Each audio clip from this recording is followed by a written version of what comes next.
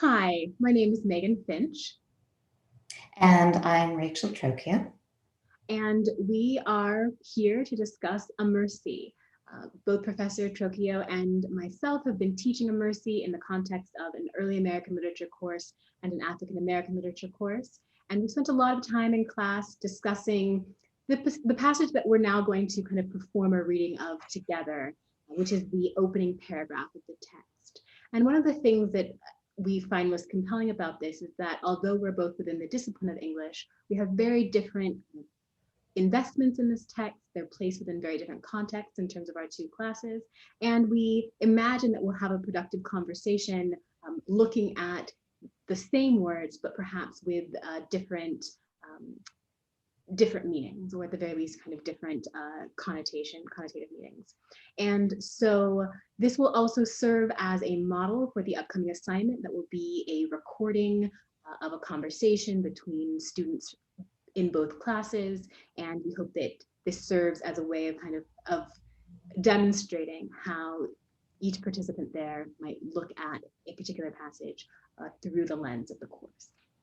Maybe, Megan, could you just give my class a brief line or two about your own specialty?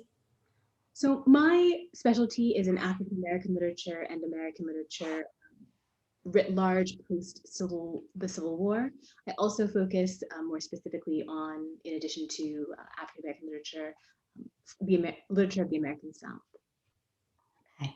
And as my class knows, I am an early Americanist, so I focus on 17th century and early 18th century material. And I'm really a Puritan scholar, so my investments in reading about this period are anchored largely in my interest in the society and culture, but even more than this, the kind of intellectual disposition and above all, the religion, the theology that colonists from Britain brought to New England and the Mid-Atlantic. Okay. So what I wanted to say one more thing, which is that Megan and I, although we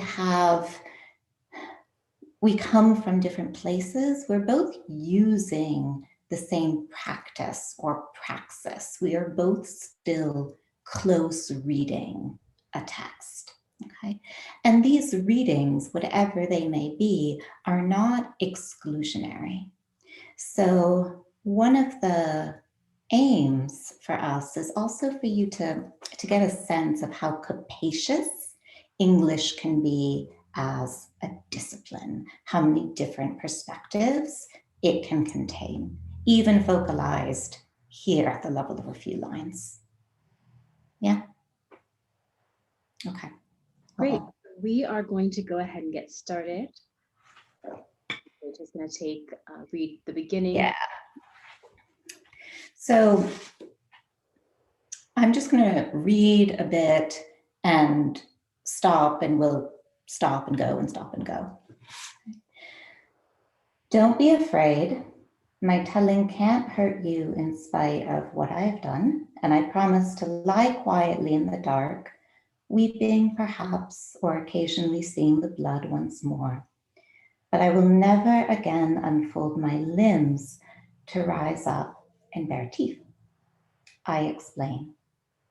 You can think what I tell you a confession, if you like, but one full of curiosities familiar only in dreams and during those moments when a dog's profile plays in the steam of a kettle, or when a corn husk doll sitting on a shelf is soon splaying in the corner of a room in the wicked of how it got there is plain.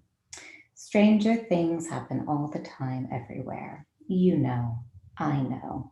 One question is, who is responsible? Another is, can you read? And I'm just going to stop. I'm going to stop there.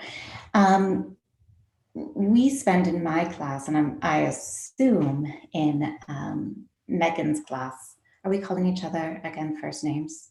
Okay, and in Megan's class, a large amount of time, a great amount of time on this introduction, and particularly perhaps on these two questions, right? Who is responsible? Can you read? So let me back up really briefly just to say that in our survey, we spoke about these questions as being posed not only to the reader of the text, okay, the reader that is us and the reader whoever they might be. We don't know this early in the novel, but the questions are also deeply resonant with the historical circumstance of living in the New World, of coming to a world where you could not read what was around you. So, what is this plant? And if I eat it, is it going to kill me? Who are these natives? And shall I regard them as friend or foe? Who, or maybe even more importantly, what is that dead body? Right? And do I approach it?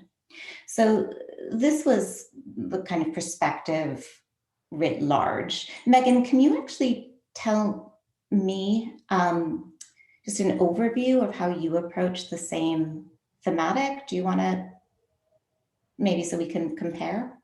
Certainly. So within the context of our class, one of the things that we really talked about was how Morrison is placed within the larger context of African-American literature, African-American studies, and Black studies. In particular, the way that her earlier attempt at a neo-slave narrative that was actually set much later, but actually published about 20 years earlier than this one, 21 to be exact, that what that did was really create a connection, and that this was going on with many other texts at the time, between African Americans in the present and the slave past. So during this period, there was a great number of works, both in scholarship and in literature, that were called neo-slave narratives, or that theorized that contemporary Blackness was indebted to the logics of Blackness within enslavement. And I think that one of the things that Morrison does then, by 21 years later, going back for the first time to a kind of a neo-slave narrative, or at the very least another telling of the slave past, but much earlier, at a point where the identity categories that we kind of currently abide by, and that may have, and that may or may not kind of be have begun during the time of, when slavery was crystallized as racial chattel slavery, that by going to this point and then asking us insistently at many places within the text, can you read, suggests that there's a problem of the reading praxis that she herself instantiated, or at least in applying that reading praxis to this earlier moment. And so what are we able then to see within this text, or what are we able to see when the bonds between Black people and purportedly, and characters who they have the same skin color, but who may not have been considered Black, and where Blackness would not have meant the same thing. And obviously that's true for many other characters. But within the context of our class, I was very kind of interested in thinking about this within both Morrison's larger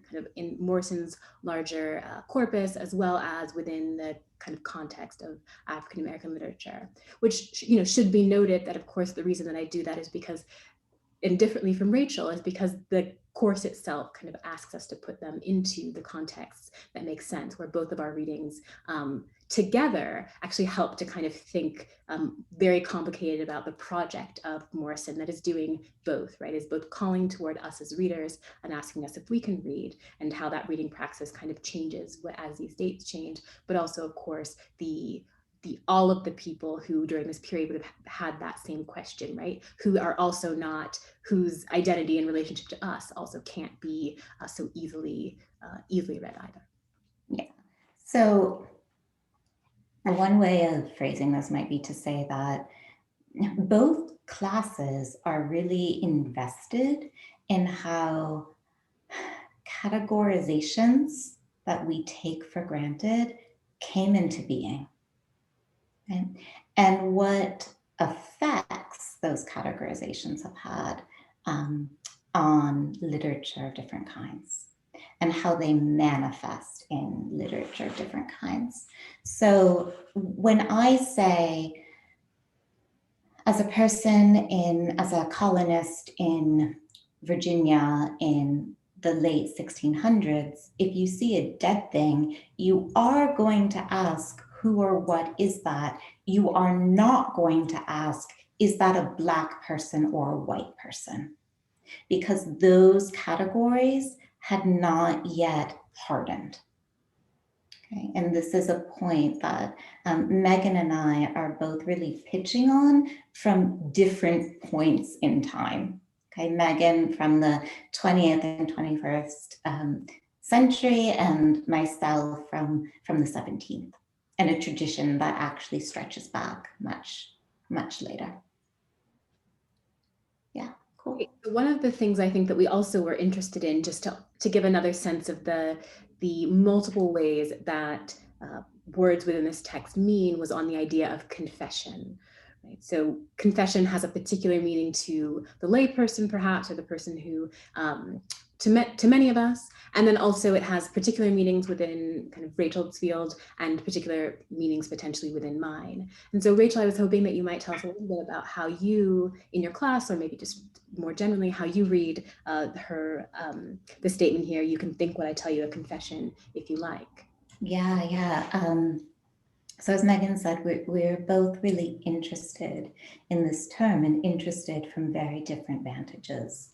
So I want to look just for a moment at what sentences this word confession is attached to.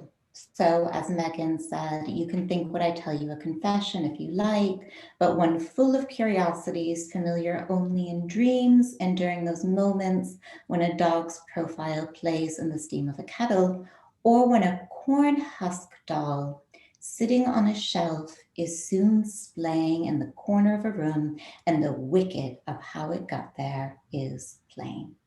So these last sentences that I've just read are invoking the language, the imagery of witchcraft. Okay, and many of us might be familiar with, the image of these little dolls that girls in 17th century Massachusetts would stick pins into. Okay, so these are this invocation of the corn husk doll, this invocation of a mysterious movement of this kind of untrustworthy thing, right? This is all the language of witchcraft, a witchcraft which becomes extraordinarily concretized as the novel goes on, okay? So confession, I would suggest, is actually anchored to these intimations of witchcraft for a reason. And that reason is because confession itself was a genre born anew during the Salem witchcraft trials. Confessions of people of all ranks, but particularly the confession of Tituba, the slave woman who was the first accused and tried for witchcraft. Her confession takes part in exactly the kind of calcifications of race and identity that Megan and I were speaking of earlier. And we'll have a chance to look at that confession in the survey. So confession was being remade via the witchcraft trials in all sorts of other ways as well.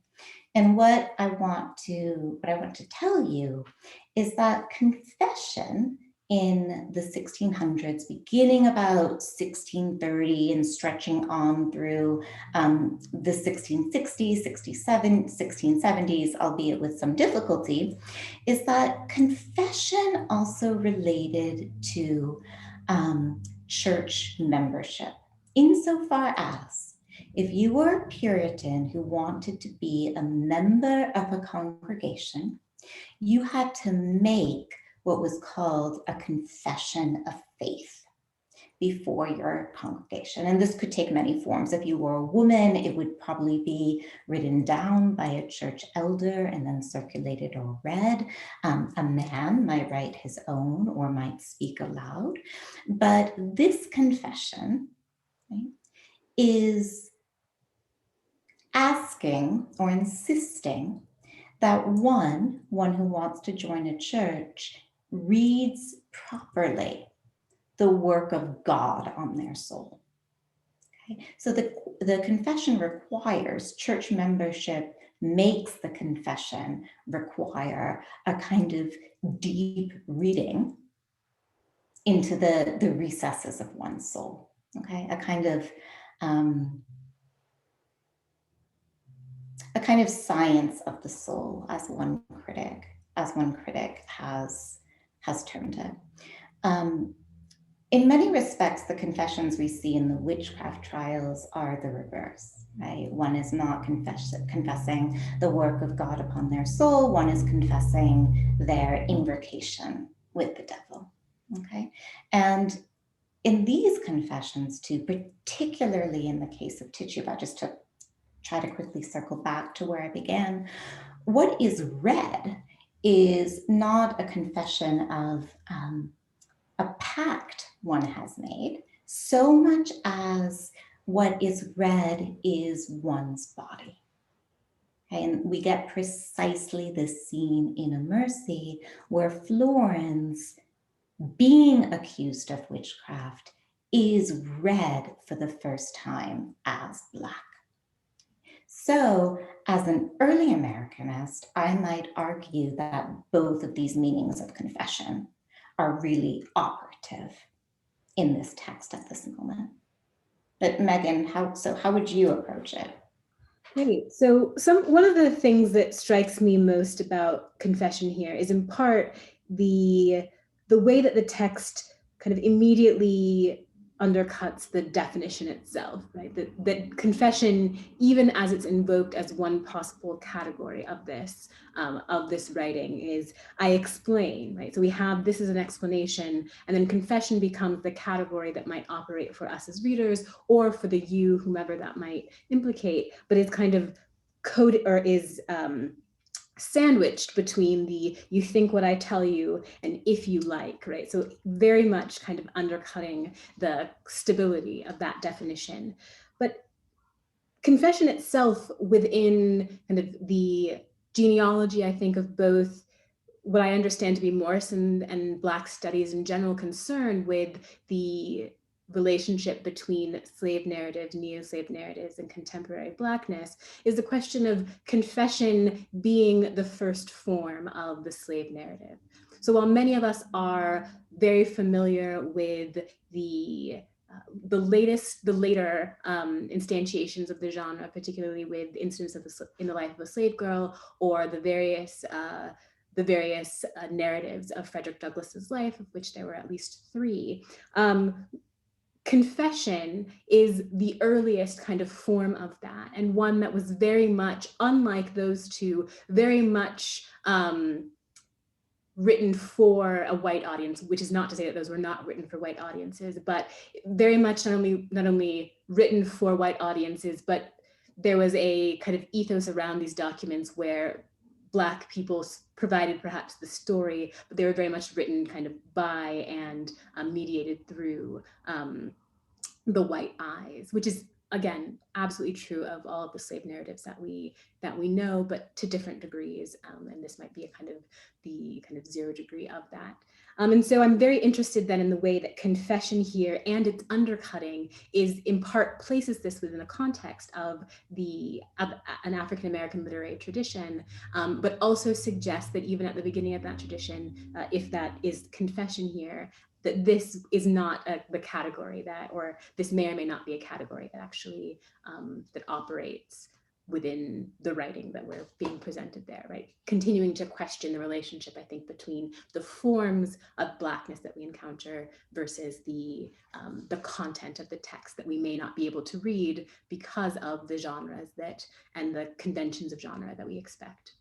Yeah. And we had talked too in an earlier conversation. I think we'll wrap up pretty soon, but Megan and I had talked in an earlier conversation about the strangeness and the significance of the fact that this text around and about the 1690s is written in the form of novel. Okay? Whatever confession is, however we want to refract that genre, whether through Puritanism or a tradition of neo-slave narratives, confession is in no way a novel, right? And in fact, there were no novels at this time. Okay? The novel did not come about as a genre until later in the 1700s. So, I mean, Megan, maybe if you just want to, I don't know, say something on the way, oh, I just had a good question in my head and I lost it. The way the genre itself contributes to the denial of a reading practice that is afforded to the reader. So in the same way that the novel, this beginning holds out the possibility of legibility only to kind of yank it from you, do you think Morrison is doing something similar with genre at large? Familiarizing and then defamiliarizing? Yeah, I think as we read this, what makes it a novel, which is true largely of novels, is that we say it's a novel, right? The novel form has largely colonized other novels, other forms, and that's in part because novels can contain all of those other things. We can have a confession in a novel. We can have a newspaper article in a novel, right? This is the kind of basic it's one of its most basic innovations, right? It's its capacity to contain that.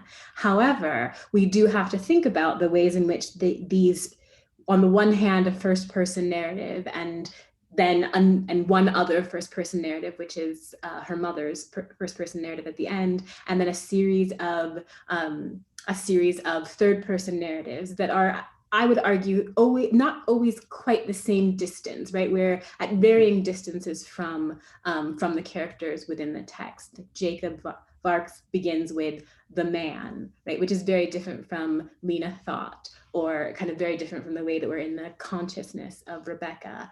And so there's something very interesting about what brings those together, this exploration of a community, and brings them together as a novel. And what does it do for us to read it as such? And what does it do for us to, what kind of tools are made available via calling it a novel, and what are potentially not available by calling it such? And do we have the capacity to call it anything else, right? And I think that maybe that is also part of the point, that even as we talk about the novel and as we think about Florence as, like, there was a few times in class where I said, as a Black girl, and I'm like, that's the language that I have available, in the same way as I have the language to say that this is a novel. And yet we know that these texts are exceeding that, and calling that into question in their excess.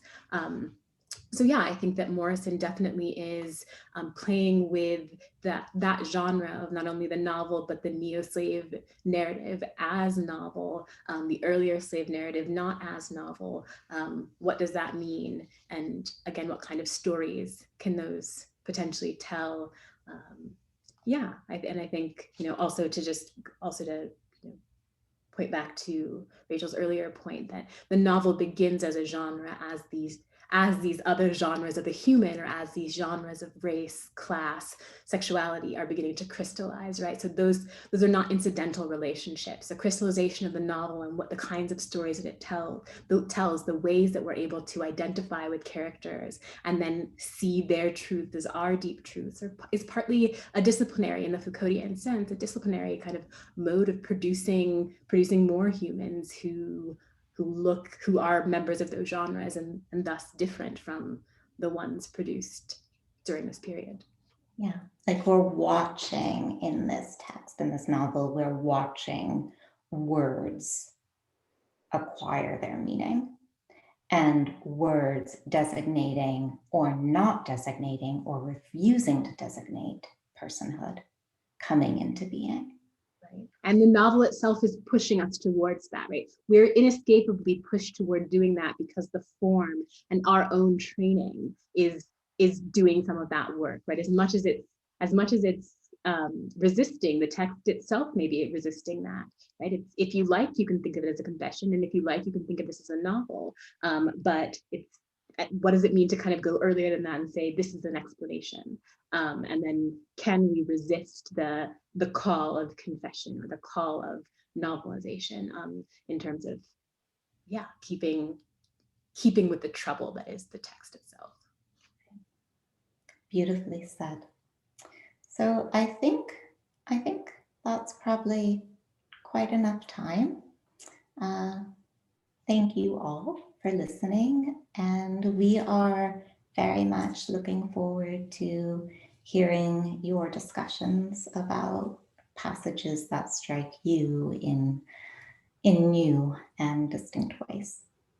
I couldn't have said it better myself. I look forward to kind of meeting your students virtually by virtue of this conversation, and really taking part in a larger conversation about what I think is a very compelling text. And, you know, if obviously there are many things to thank Morrison for, but I think the ability for us to kind of meet within this text, which I wouldn't necessarily have thought there would be a text that might kind of occasion that, is something that I'm grateful for on many levels. So thank you for having this conversation, Rachel, and we will see you all in class.